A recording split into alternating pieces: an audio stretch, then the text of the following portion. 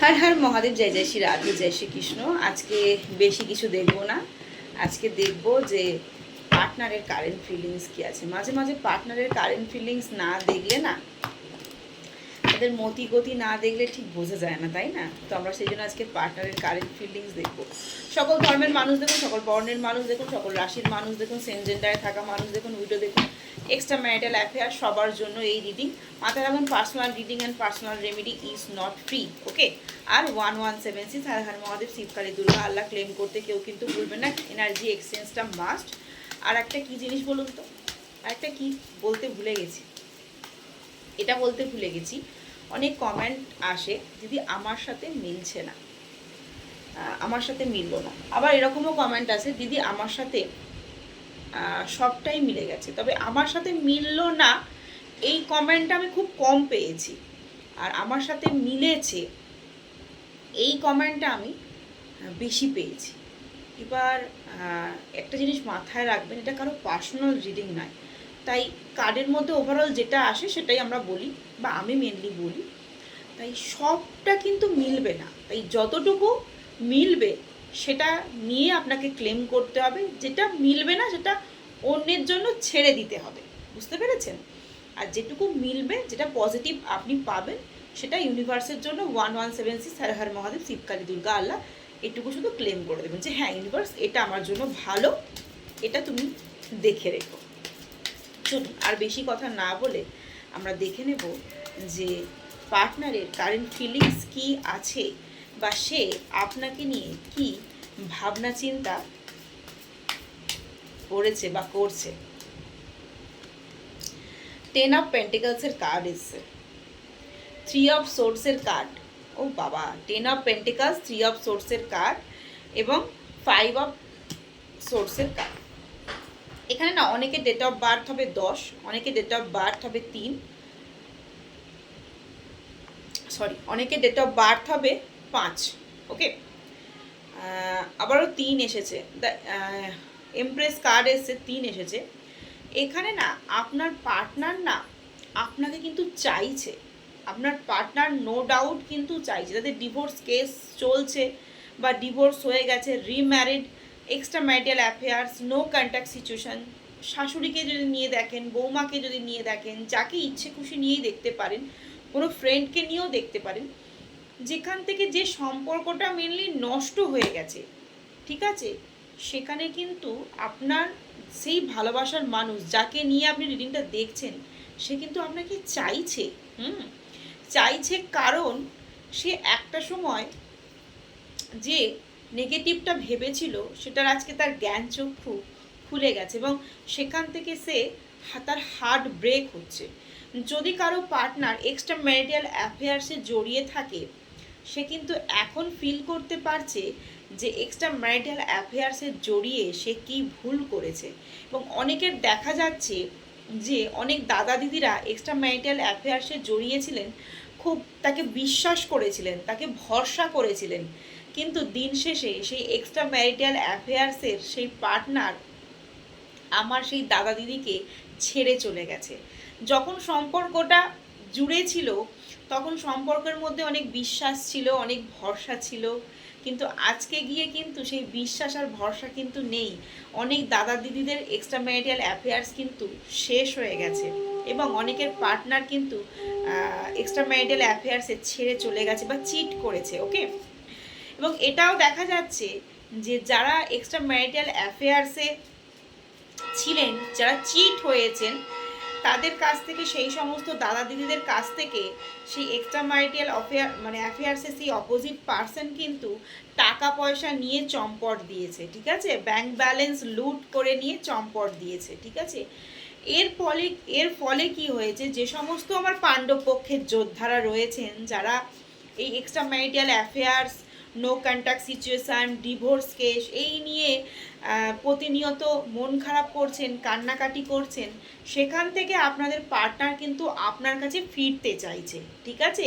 সেই extra marital অ্যাফেয়ার্সটাকে ছেড়েছে, কারণ সে চিট করেছে, সেটা আবার ফিল করতে পেরেছে, এবার কিন্তু আমার পাণ্ডব পক্ষের যোদ্ধাদের কাছে ফিরতে চাইছে।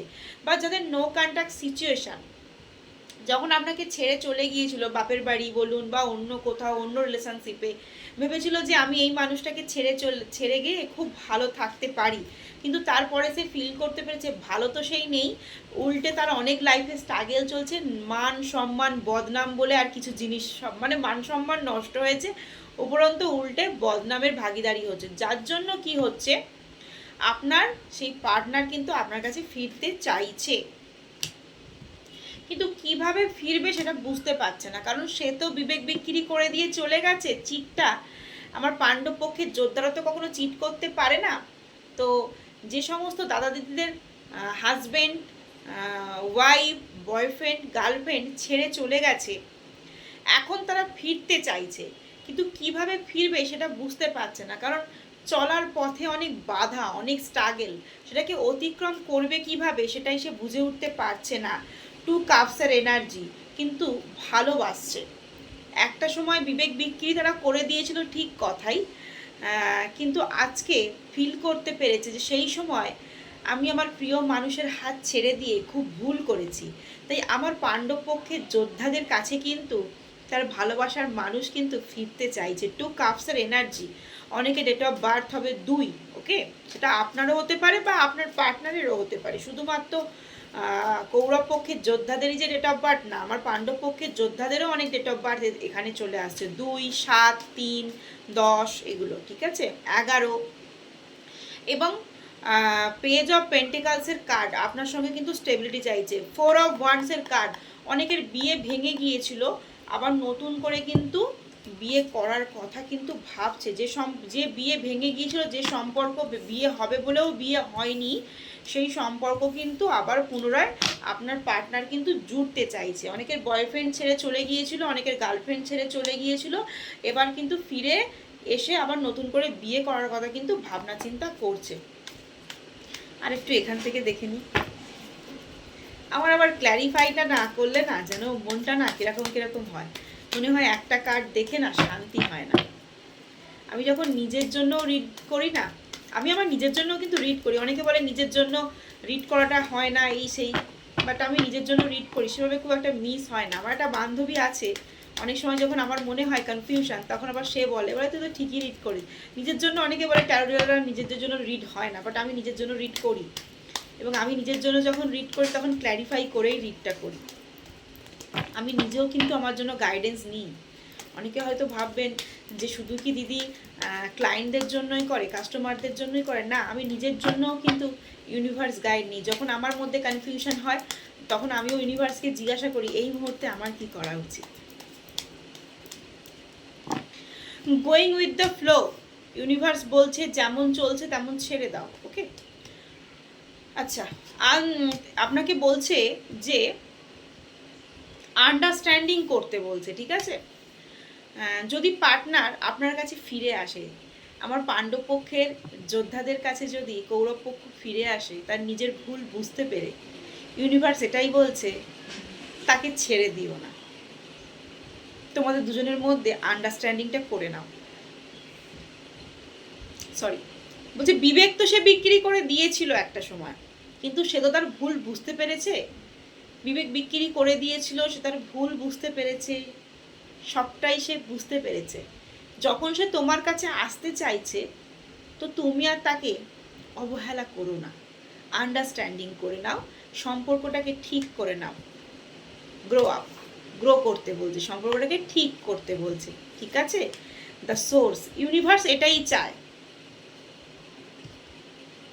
ইউনিভার্স বলছে বাবা, বটম অফ দ্য ডেকে দ্য লাভার্স কার্ড, আজকের সুন্দর একটা কার্ড এবং সুন্দর একটা রিডিং এসেছে, যে যারা যারা বিবেক বিক্রি করে দিয়েছিল, একটা সময় তোমাকে খুব অপমান করেছে, তোমাকে খুব কষ্ট দিয়েছে, তুমি সেই কষ্টটা ভুলতে পারছো না, তোমার বারবার মনে হচ্ছে যে সেই সময় আমাকে ও বাজে কথা বলেছে, আমাকে অনেক নিন্দে মন্দ করেছে, আমাকে অনেক কষ্ট দিয়েছে, তো আমি আর ওকে মেনে নেব না। কিন্তু ইউনিভার্স আবার বলছেন যে না, এই ভুলটা করো না।